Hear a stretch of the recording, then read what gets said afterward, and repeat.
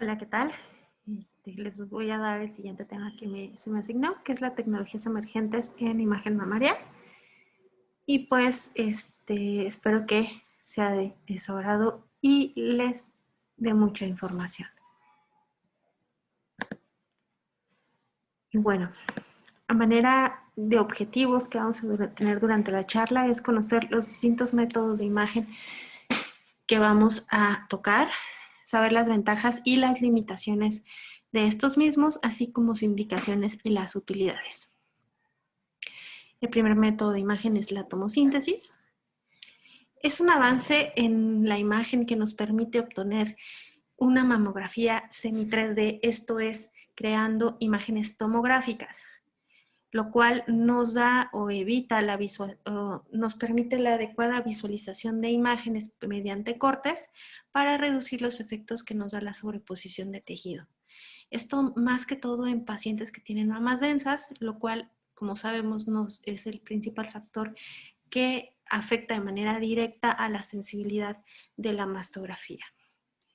El tubo de rayos X tiene angulaciones para incidir sobre la mama diferentes ángulos y así poder obtener imágenes de cortes espaciados, ya sean de 0.5 o de 1 milímetros. Estas angulaciones pueden llegar a ser de 15 grados o hasta 40-45 grados de acuerdo a la marca del equipo, y hay que tomar en cuenta que son 45 grados tanto negativos como en positivo. Aún si, por ejemplo, nuestro equipo nos da una angulación de 15 grados, estas van a ser de 7.5 hacia negativo y 7.5 hacia positivo. ¿Cuál es la técnica? Bueno, vamos a recordar qué técnica tiene la mastografía. Aquí vamos a tener el tubo de rayos X, el cual va a incidir en la mama, que aquí tiene este ejemplo tiene 2 lesiones y nos va a dar una imagen en 2D con una sobreposición de estas lesiones. La tomosíntesis que nos ayuda a incidir en distintos ángulos la mama, lo cual nos permite tener diferentes imágenes, lo cual, por ejemplo, en estas 2 lesiones permite evitar la sobreposición de tejidos y así en las imágenes tener las características de estas 2 lesiones.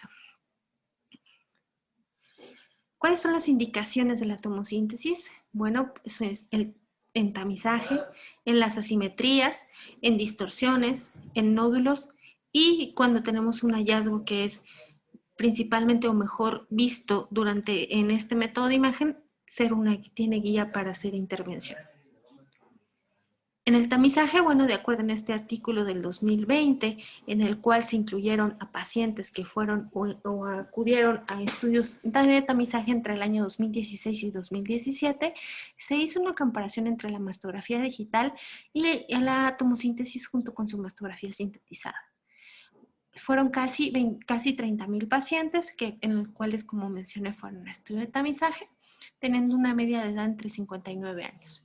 Sus criterios de exclusión fueron pacientes que tenían implantes, tuvieran alguna sintomatología, lo cual fue una mastografía diagnóstica, y tenían antecedente personal previo de cáncer.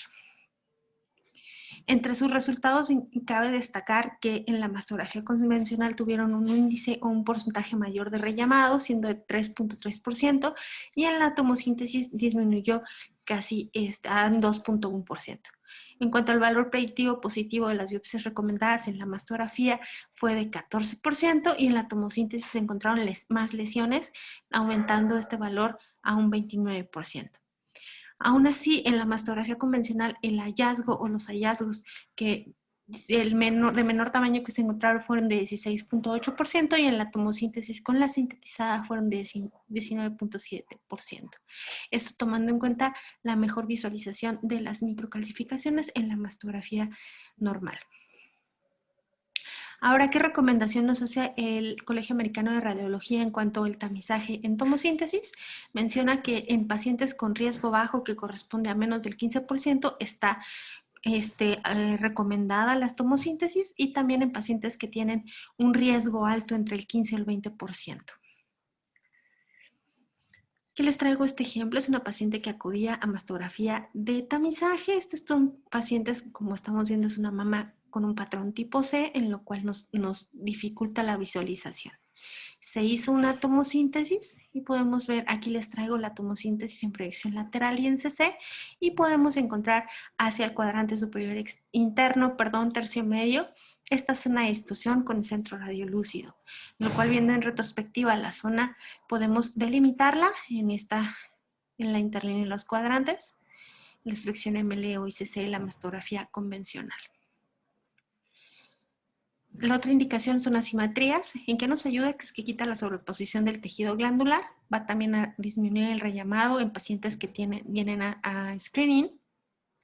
En las que son asimetrías, el rellamado puede ser en mastografía convencional hasta un 32.3%, en la tomosíntesis disminuye de manera radical hasta un 13.3%, en asimetría focal en mastografía el rellamado es de 32.3% y en la tomosíntesis también tiene una disminución importante hasta 18.2%.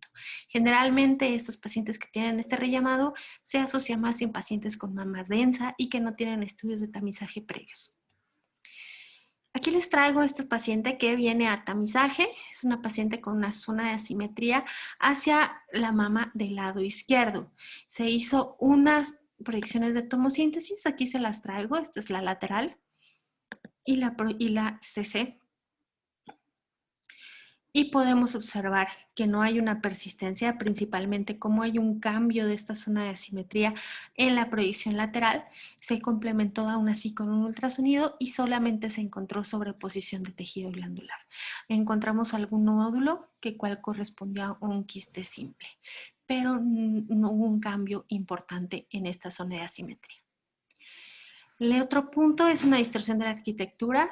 Vamos a ver que detecta mayor cantidad de lesiones en comparación, la tomosíntesis en comparación con la mastografía y el ultrasonido, en el cual solamente se detectan en un 26.6%.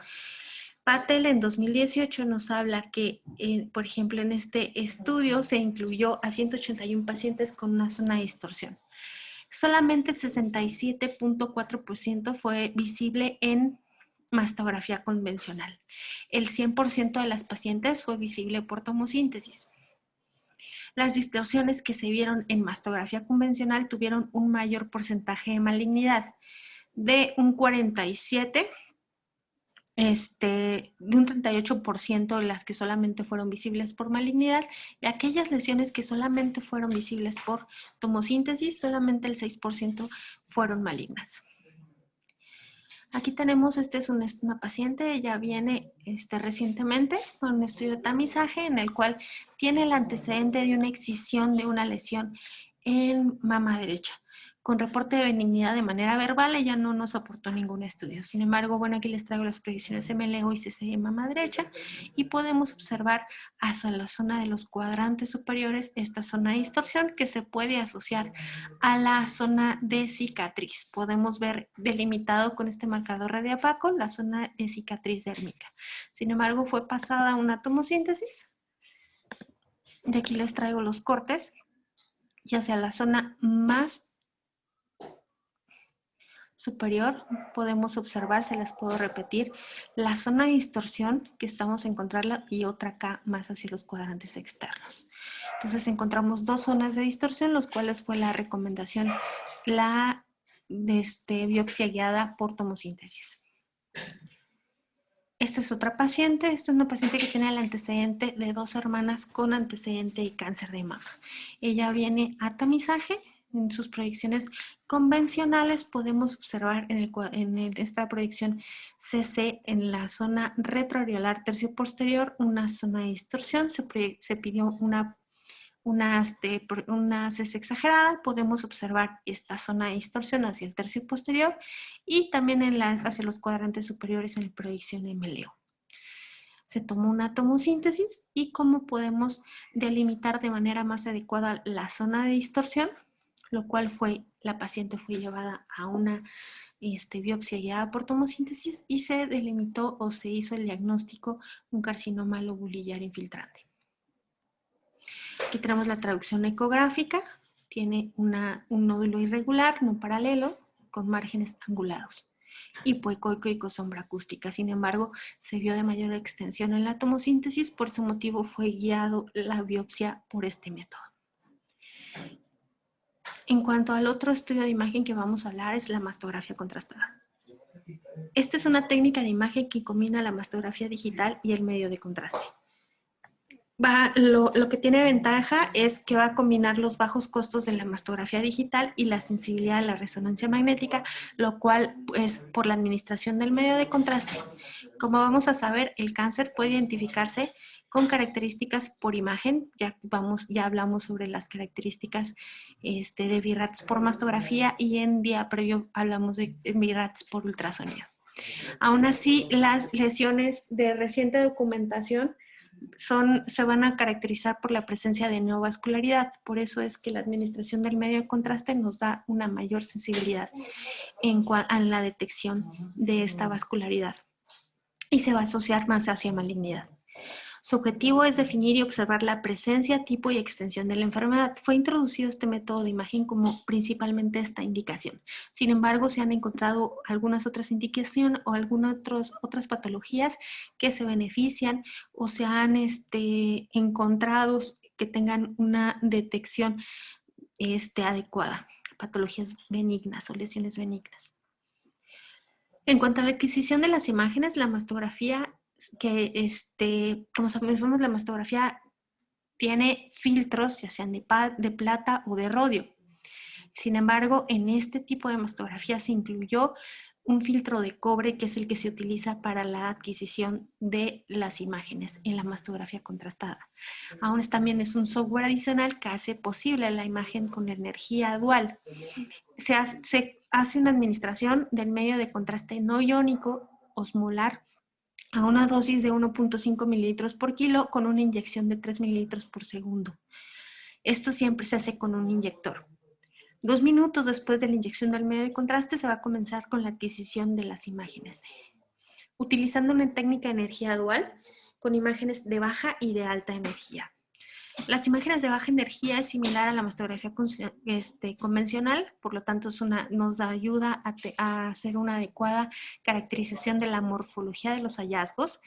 Se usa 1 kilovolts entre 23 y 32 kilovolts, que son lo que se usa para la mastografía digital convencional, y tiene una adquisición promedio entre 1.4 segundos. Las imágenes de alta energía nos va a revelar las zonas de realce. Sola por sí, estas imágenes no son interpretables. Va a tener una energía entre 45 y 49 kilovolts, una adquisición entre 4.9 segundos, es más prolongada y es completamente funcional. No podemos hacer una adecuada detección o diferenciación de las estructuras solamente de aquellas zonas de realce al medio de contraste. El estudio dura entre 5 o 6 segundos, pero siempre hay que tomar en cuenta que está la inyección del contraste 2 minutos antes de adquirir los estudios, las imágenes. Aquí les traigo unos ejemplos. Estas son las predicciones de baja energía en las cuales podemos tener las mismas características morfológicas y la diferenciación de las diferentes estructuras, de las estructuras de la mama. Y cómo estamos en las zonas, en las adquisiciones de alta energía, en las cuales tenemos una adecuada diferenciación solamente de las estructuras que presentan realce al contraste. Entonces, ¿cuál es el método o cómo tenemos la adquisición de las imágenes en FUCAM? Bueno, tenemos la administración del medio de contraste, de ahí empezamos a contar y los 2 minutos. Al terminar los 2 minutos, empezamos al minuto 3 con la adquisición del medio de contraste. Con la adquisición, perdón, de las imágenes. Empezamos siempre con la mama, con la CC que no estamos estudiando. Después ya la CC de la mama, las que sí presenta la alteración.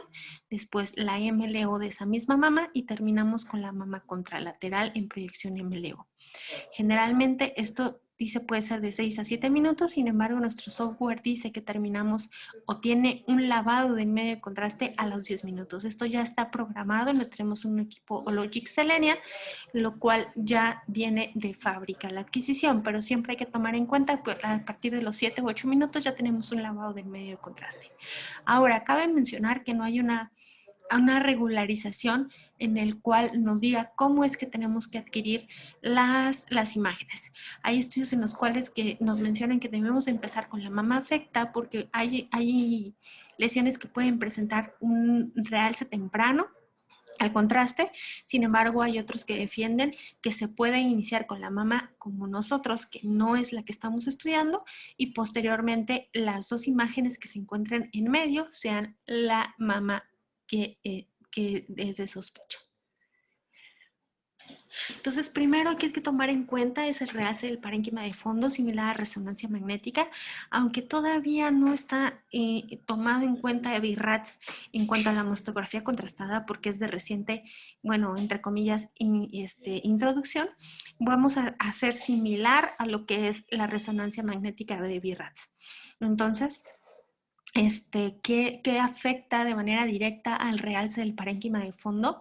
Es la edad, la densidad mamaria, la etapa del ciclo menstrual y la terapia hormonal, ya sea de reemplazo. Eso está ya altamente estudiado.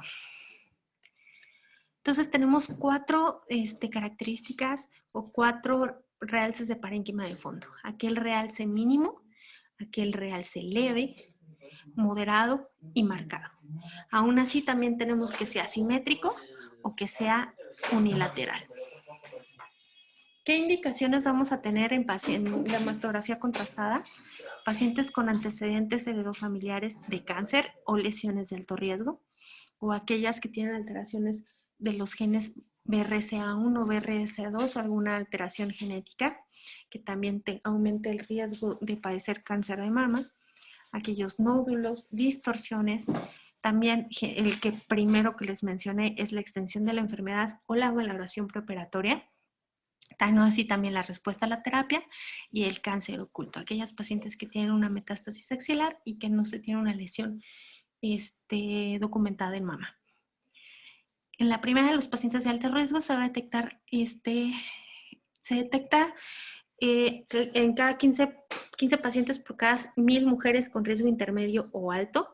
El 45 de esos cánceres se van a detectar solamente o de manera inicial en resonancia magnética antes de que sea detectable por mastografía convencional.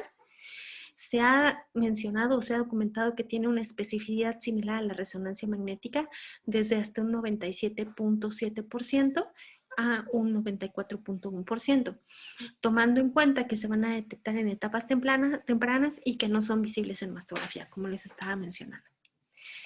Este es el caso de una paciente, tiene 48 años, tiene 3 hermanas con antecedente de cáncer de mama, entonces la paciente se le recomendó hacer una mastografía contrastada, que es lo que tenemos en la fundación. Aquí les traigo las proyecciones de baja energía, en las cuales podemos ver unas mamas con un patrón tipo C, y observamos una simetría hacia cuadrante superior externo tercio medio de la mama del lado izquierdo. Tenemos estas proyecciones ya de baja energía, de alta energía, perdón, tenemos esta zona de realce, no masa, en el cual es regional, heterogéneo, de aspecto empedrado. Se hizo un rastreo ultrasonográfico intencionado y podemos ver hacia el cuadrante superior externo, radio de las dos, esta lesión no masa hipoicoica que tiene un leve sombra acústica y vascularidad. Se hizo una biopsia enviada por ultrasonido y se hizo una documentación de una de PASH. En cuanto a la distorsión de la arquitectura, bueno, sabemos que es difícil distinguir entre benignas y malignas mediante mastografía. Sin embargo, hay que tener el valor predictivo de la distorsión, que llega a ser hasta 21%. La tomosíntesis nos ayuda mucho en la detección, o sea, fue en la introducción y nos llevó a tener hasta lesiones que se les denominó tomo-only, como ya los habíamos visto, y muchas veces solamente se detectan por este método de imagen. La resonancia magnética ha demostrado que la ausencia de realce en estas zonas de distorsión se puede utilizar como un factor o como un predictor de benignidad. Aún así también se ha tratado de ver que la mastografía contrastada también tenga mismo característica de la ausencia de realce como predictor de benignidad. Se ha visto que tiene un valor predictivo positivo de un 78.4% con un valor predictivo negativo de 91.7%. Así también su sensibilidad del 96.7% con una especificidad del 57%. Aquí les traigo, esta es una paciente en la cual viene con nosotros por el antecedente de tener un cáncer de mama tratado de manera externa de tipo luminal A. Entonces aquí les traigo este ejemplo así como fue adquirido. Se sugirió la mastografía contrastada para descartar que tuviera un residual, ya que la paciente no fue posible traer todos sus estudios del centro donde fue tratado de manera inicial. Entonces estas son las proyecciones de baja energía en las cuales podemos ver hacia el cuadrante superior, tercio posterior, esta zona de distorsión, y vemos la zona delimitada por este marcador radiopaco en el lecho quirúrgico. Ahora quiero que veamos la proyección CC de esta misma mama. Como no tenemos incluida la zona de distorsión visible en la proyección MLO, por eso es importante que siempre esté un médico visualizando la adquisición de los estudios. Se pidió tomar una proyección CC exagerada y podemos ya delimitar la zona de la distorsión y la presencia del marcador radiopaco. Ya observando las proyecciones de alta energía, podemos ver la zona de distorsión con vamos a ver el realce del parénquima del fondo que es simétrico y podemos ver que hay un leve realce en la proyección CC de la mama izquierda. Sin embargo, como no persiste de manera nodular hacia la proyección MLO. Hay que tomar en cuenta el antecedente quirúrgico de reciente. Aún sí se hizo un rastreo ultrasonográfico intencionado en la zona del lecho quirúrgico y observamos esta zona hipoecoica que no tiene un realce o no tiene una vascularidad y que tiene y se asocia a los cambios posquirúrgicos que se extienden hacia la piel. La paciente fue seguida, tratada nada más como cambios quirúrgicos y actualmente se encuentra en tratamiento y no tuvo lesión en el lecho.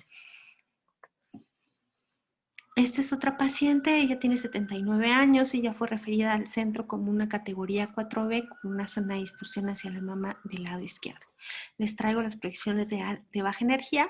Podemos observar hacia el cuadrante superior interno cómo hay una zona de distorsión que parece que retrae la fascia anterior. Y ya en las proyecciones de alta energía, cómo hay una ausencia del realce de la zona. La paciente fue dejada solamente en vigilancia y no hubo ninguna alteración. Les traigo estas proyecciones adicionales, en las cuales vemos la persistencia de la zona de distorsión hacia el cuadrante superior. Para hacer un rastreo intencionado del ultrasonido no tuvo una traducción ecográfica. Ahora, en cuanto a las microcalcificaciones, van a tener una adecuada visualización de las imágenes de baja energía. Podemos hacer una adecuada caracterización de la morfología. Puede observarse si hay o se acompaña con realce. Sin embargo, múltiples estudios, al igual que la resonancia magnética, han demostrado que la presencia de realce va a sugerir la malignidad, le da un mayor peso a la sospecha. Sin embargo, la ausencia no va a descartarla. Como siempre sabemos, la morfología y la distribución van a tener un mayor peso en cuanto al valor predictivo positivo. Entonces, ante una morfología sospechosa y la ausencia de realce, se recomienda mejor hacer una biopsia. Aquí les traigo, esta es una paciente, ella fue referida también al centro como un carcinoma ductal in situ, biopsiado de manera externa y fue referida a nosotros para descartar o para ver si había la bilateralidad o la multicentricidad. No les tengo los conos de magnificación porque no fueron presentados. Sin embargo, bueno, aquí les traigo las proyecciones de baja energía. Les trato de aumentar un poquito para que vean estas microcalcificaciones y esta zona en la cual tiene mayor densidad que corresponde a los cambios quirúrgicos. Se tuvieron las proyecciones de alta energía y podemos observar cómo hay un realce importante desde el tercio anterior hasta el tercio posterior en realce no masa de distribución segmentaria y que se hizo una biopsia, un rastreo ultrasonográfico y tuvo una traducción ya sea hacia la zona retroareolar y hacia la zona posterior. Hay que recomendar que la zona posterior que estamos viendo aquí en la zona de realce fue la zona en la que ya estaba documentado el cáncer, por lo cual se hizo una biopsia de este hallazgo no más en la zona retroareolar y se confirmó el carcinoma ductal in situ.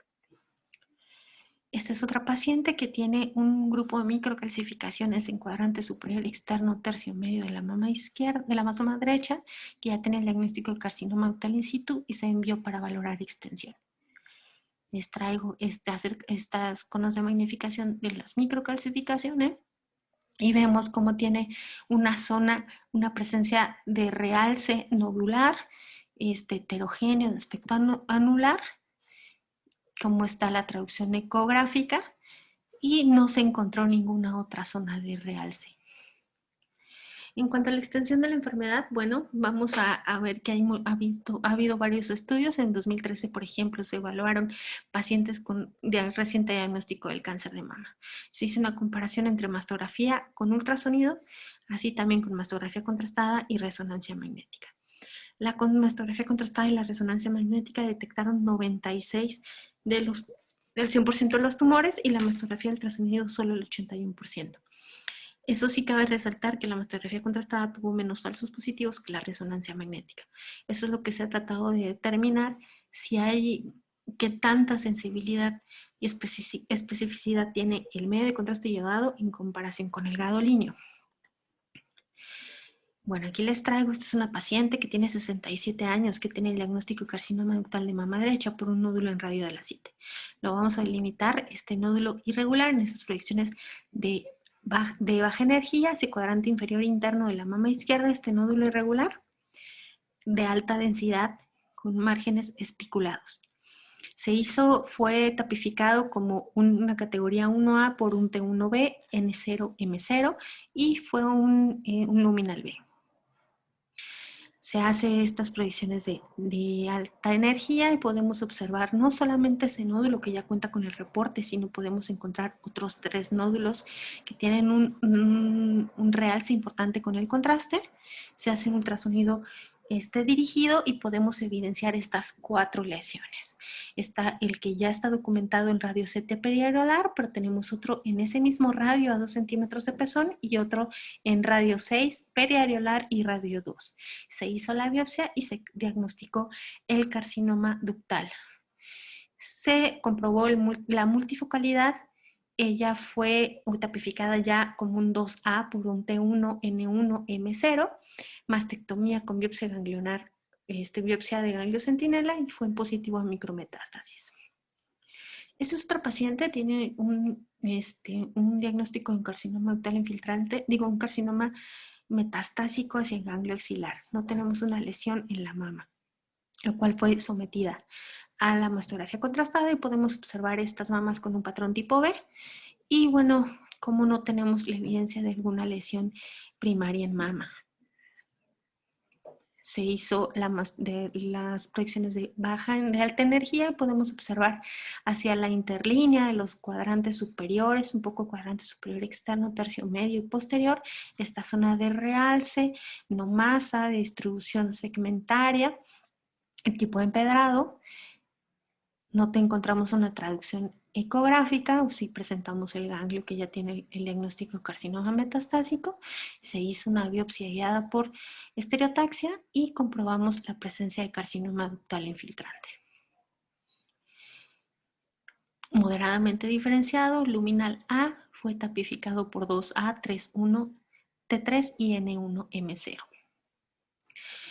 En cuanto a la valoración de la respuesta a la terapia, la mastografía contrastada ha mostrado una alta sensibilidad del 100%, con una especificidad de 84%, con un valor predictivo positivo del 57% y un valor predictivo negativo del 100%. Aquí les traigo, este es un caso, es una paciente femenina que viene ya con un nódulo, con un diagnóstico de carcinoma ductal infiltrante. Les traigo su mastografía inicial hacia el cuadrante superior externo, tercio posterior. Tenemos este nódulo irregular con márgenes indefinidos o indistintos. Hizo denso al tejido glandular, que ya tiene el diagnóstico de carcinoma ductal infiltrante, triple negativo. Se hizo la colocación del clip intratumoral previo a iniciar con la quimioterapia de neoadjuvancia. Y bueno, después de los ciclos de quimioterapia, se solicitó la mastografía contrastada. Tenemos la presencia del clip intratumoral en el sitio de la lesión inicial. Estas son las proyecciones de mastografía de baja energía. En cuanto a las proyecciones de alta energía, podemos ver, más bien, no estamos observando el realce al medio de contraste, lo cual se dio una respuesta completa y se comprobó en la pieza quirúrgica definitiva. Entonces, ¿cuáles son otras indicaciones como alternativas de la resonancia magnética? Bueno, son aquellos pacientes que sufren con claustrofobia, aquellas en las que, bueno, los implantes, que tengan algún implante que no tenga una indicación para pasar a la mastografía contrastada, como por ejemplo los marcapasos o alguna prótesis. La limitación del peso, tomando en cuenta que hay 130 para poder subir la mesa de la resonancia magnética. Aquí no tenemos ninguna complicación.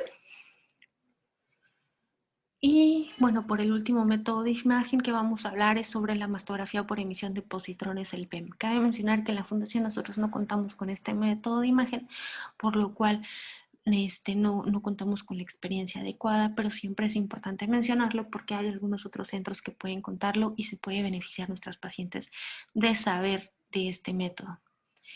El PEM tiene una alta sensibilidad en tumores menores de 10 milímetros y son etapas T1A o T1B en comparación con el PET-CT, que se hace una comparación directa con porque sabemos que es la administración de un radiofármaco y bueno, es similar uno con otro. Sin embargo, bueno, es más sensible o más específico en lesiones más pequeñas identificadas en la mama. Se va a utilizar con mayor frecuencia el 18-FDG como radiofármaco. Sin embargo, se ha mencionado que el 18-fluorestradiol se ha propuesto como predictor de respuesta a terapia. Sin embargo, aquí en México ya no se utiliza o ya no se produce. Hay que tomar en cuenta que no se utiliza como un método de tamizaje. Sin embargo, las indicaciones específicas son una extensión tumoral y una estadificación. Y bueno, aquí les traigo estos ejemplos, son de la bibliografía en el cual podemos observar el PEM como tiene un realce, una presencia, una captación importante al 18-FDG. Podemos observar este PEM en proyección sagital y en axial como tiene la presencia importante de esta captación. En el PET tiene igual se puede observar, y en las mastografías o en los estudios de imagen convencional de la mama podemos observar en los cuadrantes superiores la presencia de este nódulo irregular que persiste en el ultrasonido, lo cual cabe mencionar que esta es una lesión de 2 centímetros, por lo cual el PET-CT tiene una adecuada sensibilidad. Aún así ponen el ejemplo en el cual esta lesión menos de 10 milímetros, como el PEM lo llega a delimitar con esta captación al radiofármaco, el PET-CT no tiene una adecuada visualización de la lesión, pero en el ultrasonido se llega a visualizar de manera adecuada. La mastografía no fue referida, sin embargo se menciona como ser una mama densa, en lo cual podemos observar en el ultrasonido no se llegó a delimitar de manera adecuada. Entonces, como también en las mamas densas y en lesiones pequeñas, el PEM tiene una mayor sensibilidad y especificidad en comparación con la mastografía convencional. A manera de conclusión, bueno, sabemos que son métodos que van a llegar a suplir o van a llegar más bien a complementar a la mastografía de tamizaje. Cada uno es importante mencionar que va a tener una curva de aprendizaje. Es importante nosotros iniciarla si es que no contamos con alguno de estos métodos de imagen en nuestro centro. Ninguno de los que he mencionado va a estar o está contemplado dentro del BIRATS en esta quinta edición, por lo tanto no tenemos una terminología específica para cada uno de ellos. De los que mencioné, la mastografía contrastada no va a tener una guía de intervención, por eso es importante, si nosotros hacemos o recordamos los ejemplos que mencioné, en aquellos que tenían un realce, se hace un ultrasonido intencionado para ver si podemos hacer el método de biopsia guiado por o si no, se va a sugerir tener marcadores anatómicos para hacer la intervención guiada por mastografía o tomosíntesis. Es importante conocer cada uno de ellos y saber sus indicaciones, ya que nos pueden ayudar y darnos herramientas para tener un diagnóstico más adecuado y ayudar a nuestros pacientes. Y pues eso sería todo y muchas gracias por su atención.